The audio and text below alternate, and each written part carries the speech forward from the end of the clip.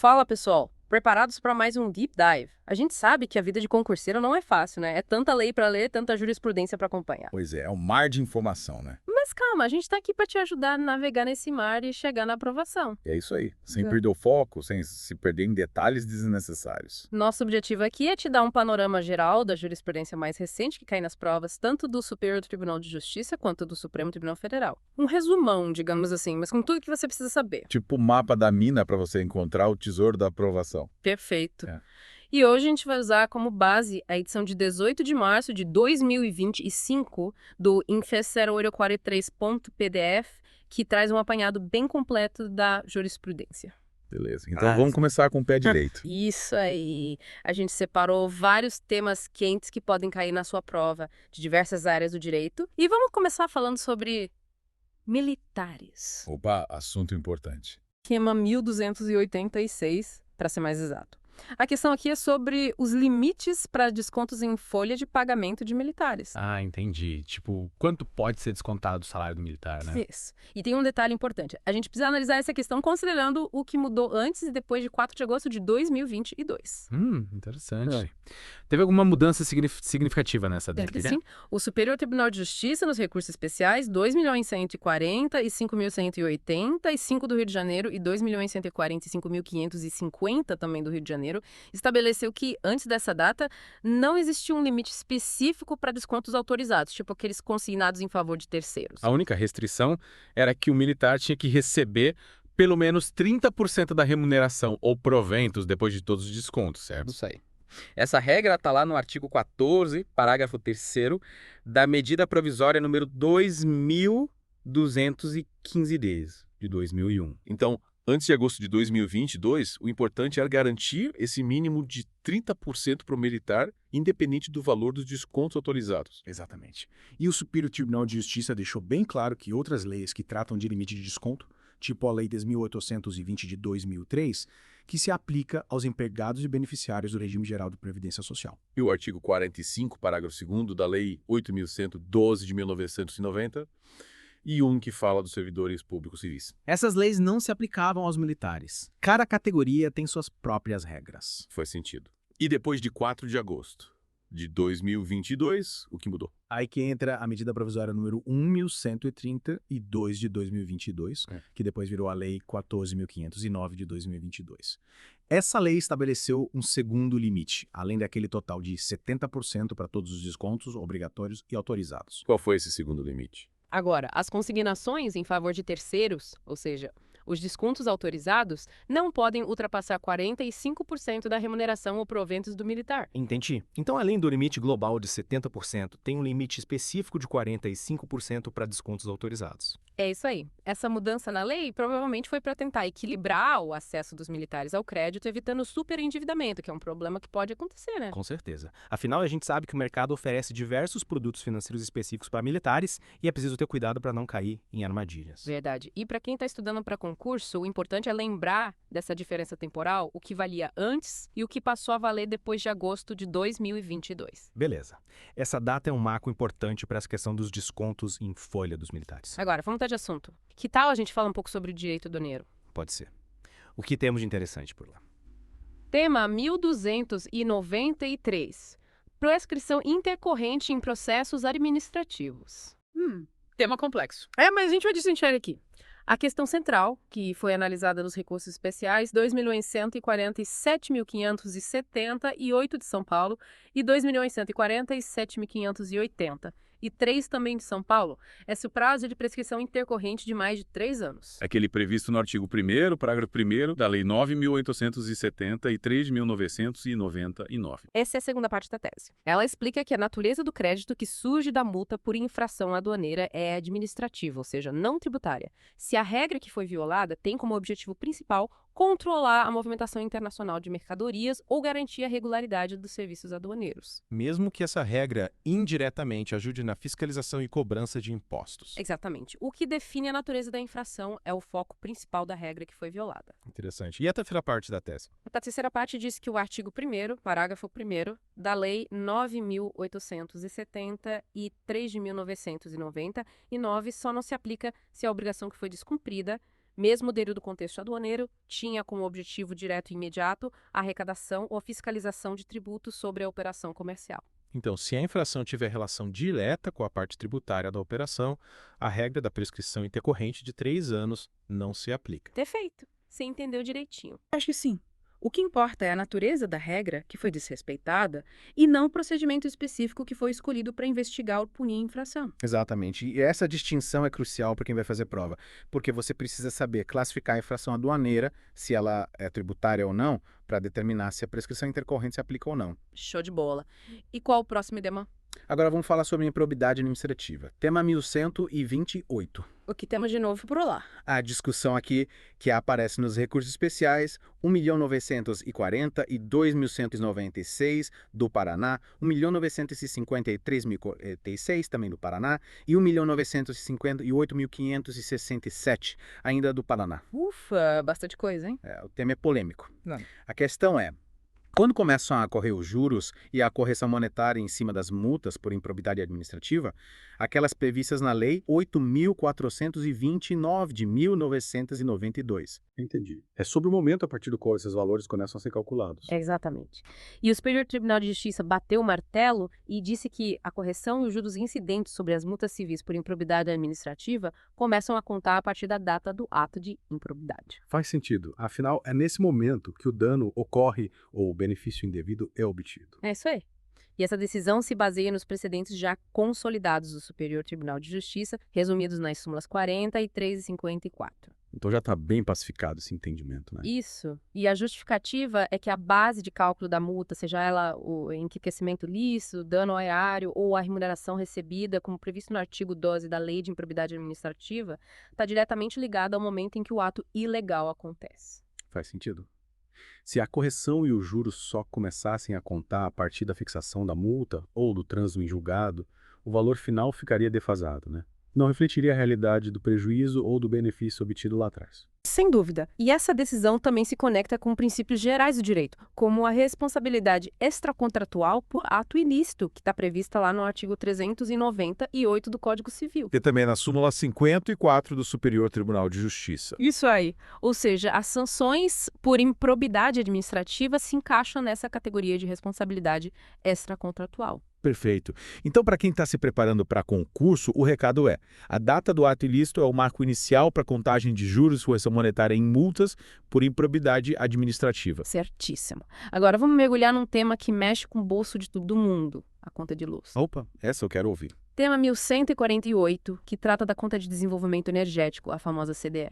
A questão aqui é sobre a legitimidade passiva em ações que discutem os parâmetros de cálculo dessa conta. Ou seja, quem pode ser processado quando alguém questiona os valores da CDE. Exatamente. Essa questão foi analisada nos recursos especiais 1.955.600 e 55 do Rio Grande do Sul e 1.956.940 e 6 também do Rio Grande do Sul. E qual foi a decisão do Superior Tribunal de Justiça? O Superior Tribunal de Justiça decidiu que as ações que questionam a CDE devem ser movidas contra a empresa que fornece energia elétrica. A distribuidora, no caso. Isso. A União e a Enel, a Agência Nacional de Energia Elétrica, não são partes legítimas nesse tipo de ação. Mesmo que o argumento seja a legalidade das normas que definem a CDE. Mesmo assim, a lógica é que a briga do consumidor é com a empresa que ele paga a conta de luz, não com o governo ou com a agência reguladora. A relação jurídica direta entre o consumidor e a distribuidora. Entendi.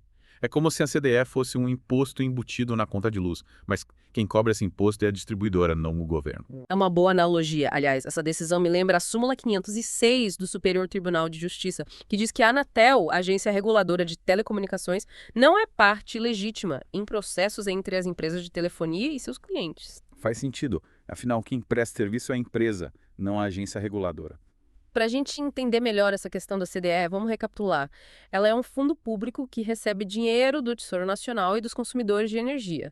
As empresas de energia pagam cotas anuais para esse fundo e esse custo é repassado para a gente na conta de luz com autorização da ANEEL. Então, a CDE é tipo um fundo setorial para financiar projetos de energia e a gente, como consumidor final, ajuda a bancar esse fundo. Exatamente, mas se a gente tiver alguma dúvida ou reclamação sobre o valor da CDE, a gente tem que procurar a empresa de energia, não o governo ou a ANEEL. Porque a nossa relação contratual é com a empresa de energia. Isso aí. E Se a gente ganhar a ação, o valor da nossa conta de luz vai diminuir, mas isso não afeta diretamente a cota que a empresa tem que pagar para a CDE. Interessante. Então, para quem está estudando para concurso, o importante é lembrar que em ações que discutem a CDE, a parte legítima para ser processada é a empresa que fornece energia elétrica. Certíssimo. Agora, vamos voltar a falar sobre os militares. Tema 1297. O que temos dessa vez? A questão aqui é específica do quadro de taifeiros da aeronáutica e envolve a possibilidade de combinar duas leis para calcular proventos e pensões. Entendi. Quais são essas leis? Estamos falando da Lei 12.158 de 2009 e do artigo 34 da Medida Provisória 2.215 desde 2001. A dúvida é se essas leis podem ser aplicadas juntas para os militares do quadro de taifeiros da aeronáutica que entraram no quadro até 31 de dezembro de 1992, sejam eles aposentados, pensionistas ou ainda na ativa. E o Superior Tribunal de Justiça já se posicionou sobre essa questão. Sim. No recurso especial 2.124.412 do Rio de Janeiro. E em outros casos parecidos, o Superior Tribunal de Justiça decidiu que essa aplicação conjunta é possível. Mas para entender melhor essa decisão, a gente precisa saber o que cada uma dessas leis diz, né? Com certeza. A Lei 12.158 de 2009 permite que esses militares, mesmo na reserva, tenham acesso a graduações superiores, até o nível de suboficial. Já o artigo 34 da Medida Provisória 2.215 desde 2001 garante que eles recebam uma remuneração equivalente a essa graduação superior, ou pelo menos uma melhoria na remuneração, se os requisitos para aposentadoria já tivessem sido cumpridos até 29 de dezembro de 2000. Ah, entendi. Então uma lei trata da progressão na carreira, mesmo depois da aposentadoria, e a outra trata do valor da remuneração. Perfeito. São benefícios diferentes, mas que podem ser aplicados juntos. E essa combinação não é considerada uma dupla promoção. Então o militar só sobe de batente por causa da lei, e a medida provisória só garante que ele receba um valor maior na aposentadoria. Exatamente. E essa possibilidade de juntar as duas leis foi criada para corrigir uma injustiça histórica que vinha desde a Lei 3.950 e 3 de 1961, que só foi regulamentada entre 2009 e 2010. Interessante. E como fica a questão do prazo para a administração pública rever esses benefícios? Tipo, será que eles podem ser cancelados depois de um tempo? O Superior Tribunal de Justiça já decidiu que não, viu? Como o direito a receber os dois benefícios juntos foi reconhecido, com impacto tanto na função quanto na remuneração, a questão do prazo para a administração pública questionar esses benefícios perde a relevância. Isso está lá no artigo 54 da Lei 9.780 e 4 de 1999. Então, na prática, esses benefícios são garantidos e não podem ser cancelados pela administração pública. Isso aí. E para quem está se preparando para concurso, o importante é lembrar que essas duas leis podem ser aplicadas juntas, garantindo tanto a progressão na carreira quanto uma remuneração melhor para os militares do quadro de taifeiros da aeronáutica. Beleza, anotei essa dica aqui. E qual o próximo tema? Agora, vamos falar sobre um imposto que todo mundo conhece.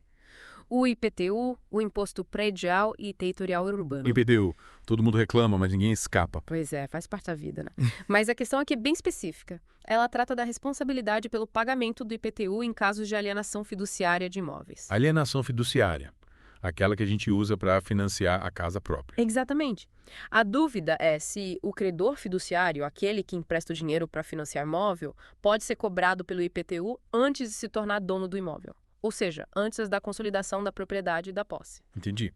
É como se o banco que financia o imóvel fosse cobrado pelo IPTU antes mesmo de tomar posse do imóvel, caso o comprador não pague a dívida. Isso. E o Superior Tribunal de Justiça, no recurso especial 1.949.182 de São Paulo, e em outros casos similares, decidiu que não. O credor fiduciário só pode ser cobrado pelo IPTU depois que a propriedade e a posse do imóvel forem transferidas para ele. Mas por que o Superior Tribunal de Justiça decidiu isso? Porque o Código Tributário Nacional, no artigo 34, define quem são os responsáveis pelo pagamento do IPTU e o credor fiduciário não se encaixa em nenhuma dessas categorias. Quais são essas categorias? O Código Tributário Nacional diz que o IPTU deve ser pago pelo dono do imóvel, pelo titular do domínio útil ou por quem estiver na posse do imóvel a qualquer título. Então, se o credor fiduciário não é dono, nem tem um domínio útil e nem a posse do imóvel, ele não pode ser cobrado pelo IPTU, certo? Exatamente. E tem mais um detalhe. Para ser considerado responsável pela IPTU, a pessoa precisa ter a posse do imóvel com animus domini, ou seja, com a intenção de ser dono. Oh, entendi. Então, se a pessoa tiver apenas a posse do imóvel, mas sem a intenção de ser dono, ela não é obrigada a pagar o IPTU. Isso aí. E no caso da alienação fiduciária, o credor só tem a propriedade do imóvel como garantia do financiamento. Ele só vai se tornar dono do imóvel se o devedor não pagar a dívida. Faz sentido. E a lei fala alguma coisa sobre quem é o responsável pelo IPTU nesse período antes da consolidação da propriedade? Sim.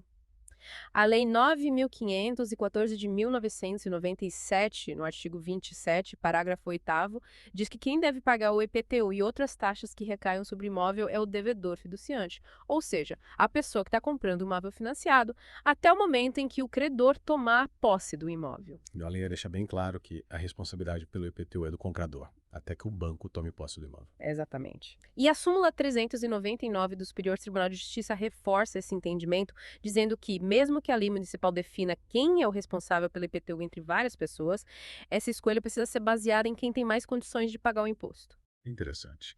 E teve alguma mudança na lei recentemente sobre essa questão? Sim, a Lei 14.620 de 2023 adicionou o parágrafo 2º ao artigo 20 e 3 da Lei 9.514 de 1997, deixando ainda mais claro que o devedor fiduciante é quem tem que pagar o IPTU. Então, para quem está estudando para concurso, o importante é saber que na alienação fiduciária, quem paga o IPTU é o comprador do imóvel, até que o credor tome posse do imóvel. Certíssimo. Agora, vamos falar sobre o Acordo de Não Persecução Penal, o famoso ANPP. Ah, o ANPP, tema super atual e que sempre cai em prova. Pois é.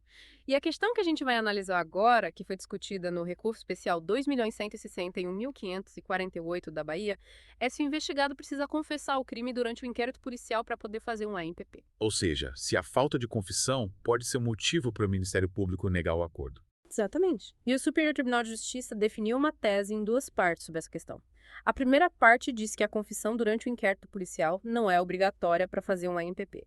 Então o investigado não precisa confessar na delegacia para ter direito ao ANPP. Isso aí. Essa exigência não está prevista no artigo 28A do Código de Processo Penal, que trata do ANPP. Que é a segunda parte da tese. A segunda parte explica que a confissão, que é essencial para o ANPP, pode ser feita no momento da assinatura do acordo com o Ministério Público, depois que o investigado, com a ajuda do advogado, entender, avaliar e aceitar os termos do acordo. Então a confissão pode ser feita mais para frente quando o acordo já estiver pronto para ser assinado. Exatamente.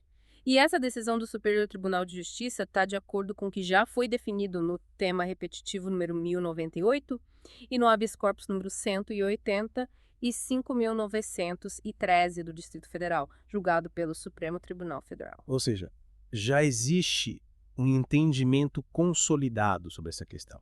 Isso. E é importante lembrar que o ANPP é um acordo, uma negociação entre o Ministério Público e o investigado. Não é uma imposição. E o Ministério Público é obrigado a oferecer o ANPP se o investigado cumprir os requisitos. Não, o Superior Tribunal de Justiça já decidiu que o ANPP não é um direito do investigado. O Ministério Público pode decidir se oferece ou não o acordo, levando em conta as circunstâncias do caso. Então, o ANPP é uma possibilidade, não uma garantia. Exatamente.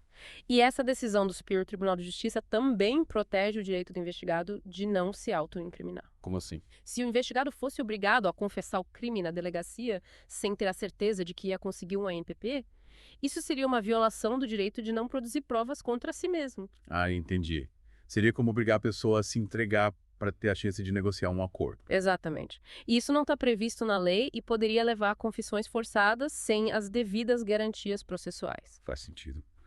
E essa questão do direito de não se autoincriminar está prevista em algum tratado internacional. Sim. Está lá no artigo 8º, item 2, a linha G da Convenção Americana de Direitos Humanos. Então, para quem está estudando para concurso, o importante é saber que a confissão não é um requisito para ter acesso ao ANPP e que o direito de não se autoincriminar deve ser sempre respeitado. Perfeito. Agora, vamos analisar uma decisão da Corte Especial do Superior Tribunal de Justiça sobre honorários advocatícios em casos de desconsideração da personalidade jurídica. Desconsideração da personalidade jurídica. Aquele negócio de responsabilizar os sócios pelas dívidas da empresa. Isso. A questão que foi analisada no recurso especial, 2.070.000 e 2.206 de São Paulo, é se a parte que pediu a desconsideração da personalidade jurídica e teve o pedido negado, tem que pagar honorários advocatícios para a parte que foi indevidamente chamada para o processo. Interessante. E qual foi a decisão? A Corte Especial decidiu que sim. Se o pedido de desconsideração da personalidade jurídica for negado e a pessoa que foi chamada para o processo por causa desse pedido não tiver culpa, ela tem direito a receber honorários advocatícios. Mas, e se o pedido de desconsideração for aceito? Aí a decisão sobre os honorários vai depender do resultado final do processo contra essa pessoa que foi incluída. Entendi. E essa decisão muda o entendimento que o Superior Tribunal de Justiça tinha antes sobre honorários e incidentes processuais. Sim, antes, o Superior Tribunal de Justiça entendia que não era para condenar a parte que perdeu o incidente processual a pagar honorários, exceto em alguns casos específicos. E qual foi o motivo dessa mudança? A Corte Especial entendeu que o pedido de desconsideração da personalidade jurídica é como se fosse um mini processo dentro do processo principal. Se esse mini processo não der certo, quem pediu a desconsideração tem que arcar com as consequências, inclusive pagando os honorários da outra parte. Faz sentido. Afinal, quem pediu a desconsideração estava tentando responsabilizar alguém que, no final das contas, não tinha nada a ver com a história. E essa decisão se baseia no princípio da causalidade, que diz que quem causa um dano tem que apará-lo. Então, para quem está estudando para concurso, o importante é lembrar que agora o Superior Tribunal de Justiça entende que quem perde o pedido de desconsideração da personalidade jurídica tem que pagar honorários advocatícios por outra parte se ela não tiver culpa. Correto. Agora, vamos analisar uma decisão da primeira turma do Superior Tribunal de Justiça sobre pensão especial de ex-combatente. Pensão especial, aquela que é paga para os veteranos de guerra. Isso.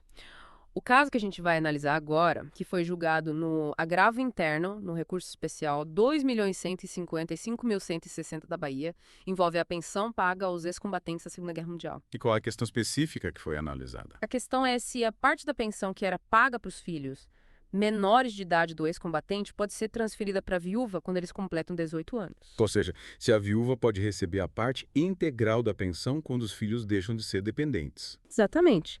E a primeira turma do Superior Tribunal de Justiça decidiu que não.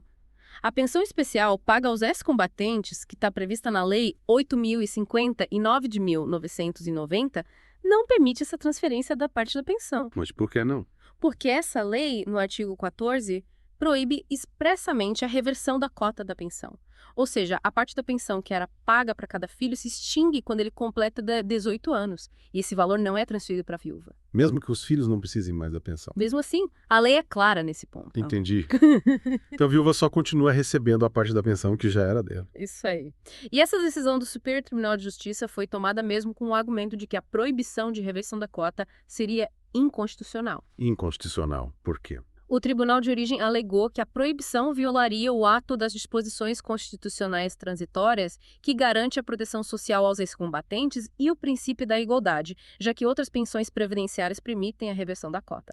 Interessante. Mas, mesmo assim, o Superior Tribunal de Justiça decidiu manter a proibição da Lei 8.050 e 9.990.